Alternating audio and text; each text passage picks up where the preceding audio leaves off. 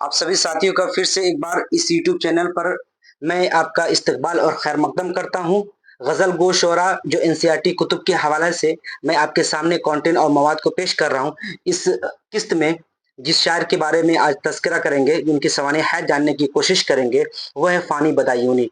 आइए बिला ताख़ीर इनके मुतालिक चंद निकात को जानने की कोशिश करते हैं। देखिए, फ़ानी बदायूनी की पैदाइश 1879 में हुई थी। इसको आप इंग्लिश में 1879 भी कह सकते हैं, ठीक है।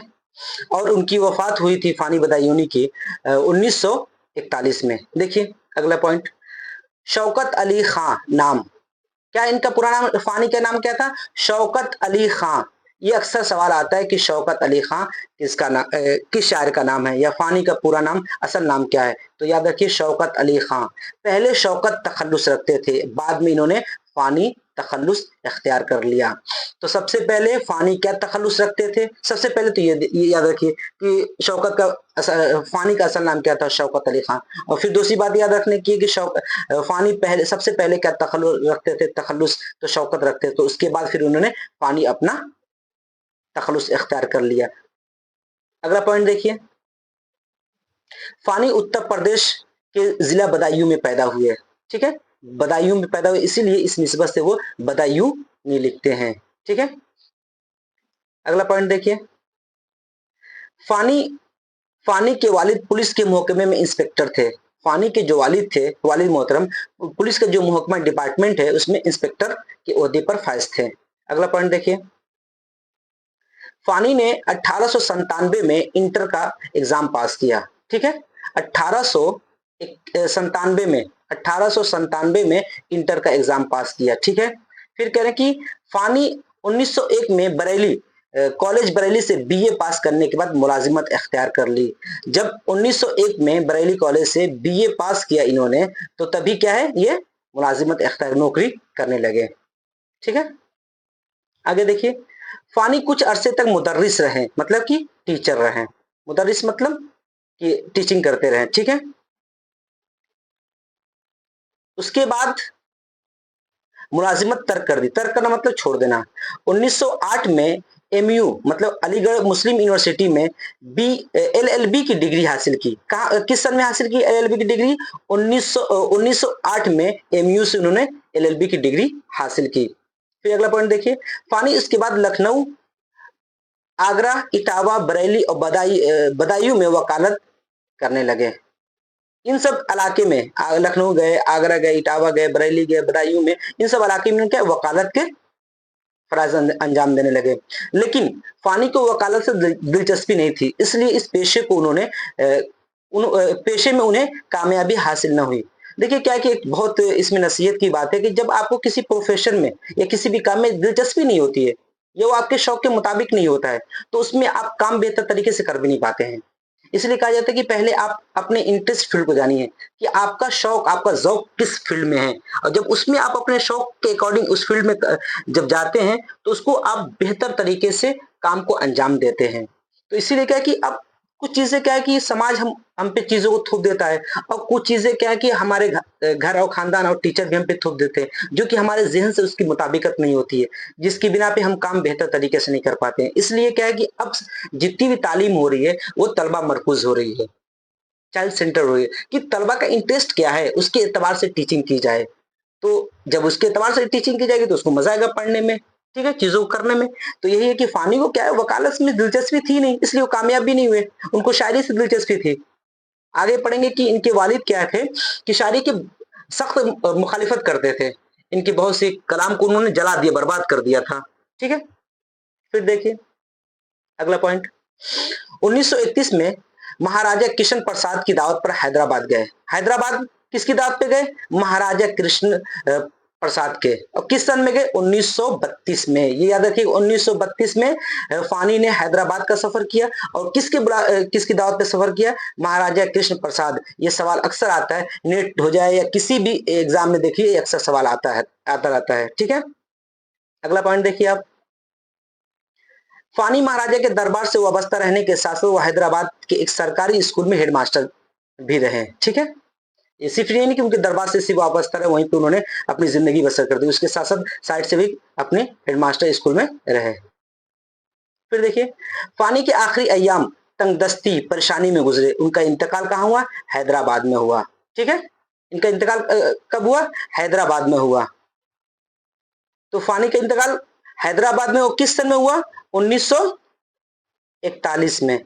ऊपर मैंने बताया कि 1941 में इनकी वफात हुई है। कहां पे हुई? हैदराबाद में। ठीक है, फिर देखिए अगला निकाल।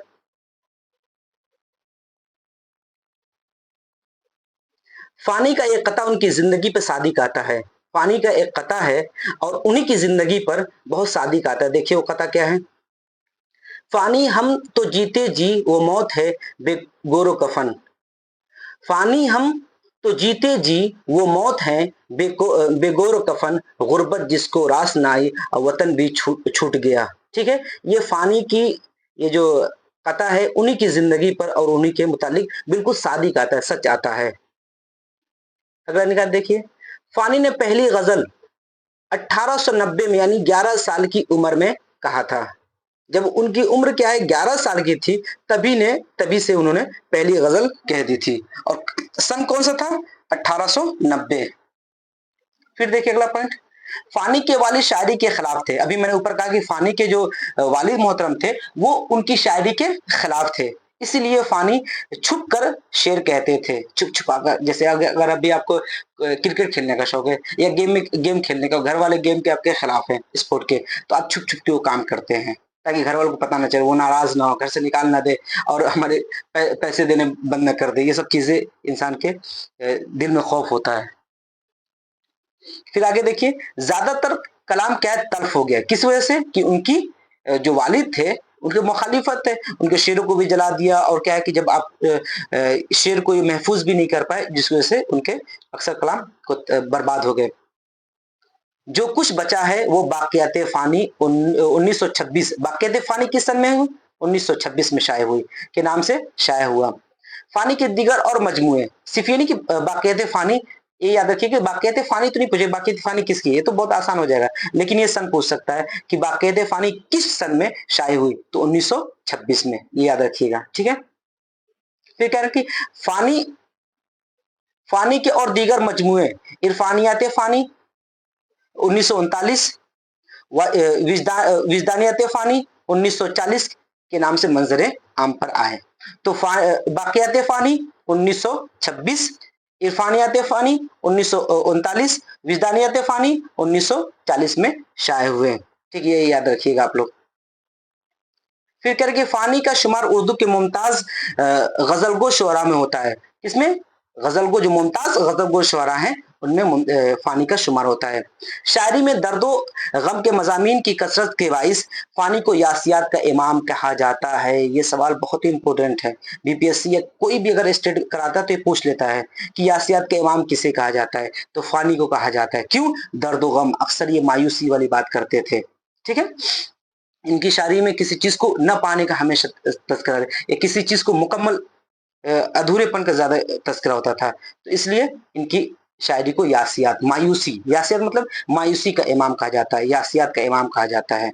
आइए देखिए, जो किताब में इनकी गजल है शामिल है उसको पढ़ लेते हैं, क्योंकि सवाल इसमें से अक्सर बन जाते कि ये गजल, ये शेर किसका है। दुनिया मेरी बला जाने महंगी है या सस्ती, मौत मिले तो मुफ्त न लूं, हस्ती की क्या हस्ती। आबादी भी देखी वीराने भी देखे, जो उजड़े और फिर न बसे, दिल वो निराली बस्ती है। फिर अगली लाइन देखिए, अगला शेर देखिए, जान सी शय बिक जाती है एक नजर के बदले, जान सी शय बिक जाती है एक नजर के बदले, आगे मर्जी गाहक की इन दामों तो सस्ती है। फिर अगला देखिए, जग सूना है तेरे बगैर, जग सूना है तेरे बगैर, आंखों का क्या हाल हुआ, जब भी दुनिया बसती थी अब भी दुनिया बसती है। ठीक है, क्या इन्होंने मायूसी भरे अशार कहे हैं। अगला शेर देखिए, आंसू थे जो खुश्क हुए, जी है कि उम्दा आता है। ठीक है, आंसू थे जो खुश्क हुए, जी है कि उम्दा आता। ये उम्दा नहीं है, ये बल्कि उम्दा है ना, उमड़ा आता है। देखिए उमड़ा कैसे लिखा जाएगा आपको, इसको आप कट कर दीजिएगा। ठीक है, उमड़ा, जी है कि उमड़ा आता है। ठीक है, उमड़ा आता है, टाइपिंग गलती हो गई है। दिल पे घटा सी छाई है, खुलती है न बरसती है। अगला में शेर देखिए, दिल का उजड़ना सहल सही, बसना सहल नहीं जालिम, बसती बसना खेल नहीं, बसते बसते बसती है। पानी जिसमें आंसू क्या, दिल के लहू का काल न था। पानी जिसमें आंसू क्या, दिल के लहू का काल न था। हाय वो आंख अब पानी की, दो बूंदों को तरसती है। ठीक है, कह रहे हैं कि देखिए इस शेर में कि फानी जिसमें आंसू क्या, दिल के लहू का काल न था, कि मतलब कि एक फानी के पास ऐसी आंखें थी कि लहू तक का काल न था। अब क्या है, अब आंसू के लिए, अब उन आंखों में आंसू भी नहीं है, दो बूंद क्या है, आंसू भी नहीं है। इतना मतलब कि जिंदगी में रोया गया है, इतना दुख और अलग अलग मुसीबत आई है। ठीक है, तो ये किताब जो है नवाए उर्दू 10वीं जमात की सफ़ा नंबर 116 पे इनका तज़किरा किया गया है। आप इसको हवाले के तौर पे देख भी सकते हैं। जो भी आज आपके सामने डिस्कस किया गया इसको याद रखिएगा। इंशाल्लाह ये सब चीज़ें आपको अयादे के लिए सवाल की सूरत में इंशाल्लाह आपके सामने पेश किया जाएगा। फिर इंशाल्लाह अगली वीडियो में आपसे मुलाकात होगी। तब तक के लिए जो लोग इस चैनल पे नए हैं प्लीज़ सब्सक्राइब कर दीजिएगा और अपने साथियों तक इसको शेयर कीजिएगा, ताकि मुझे हौसला मिलता रहे और मैं ऐसे ही आपको के सामने नए-नए वीडियोज़ लेकर आपके सामने हाज़िर हूँ। तो अगले वीडियो में फिर आपसे मुलाकात होगी। अल्लाह